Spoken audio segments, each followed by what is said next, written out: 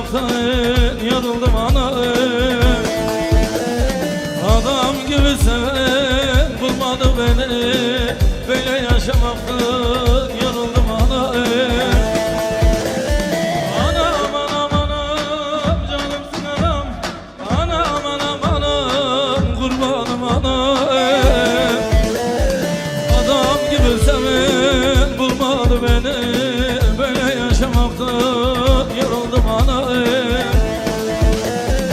Adam gibi seven bulmadı beni, böyle yaşamaktan. Yansın bagajı.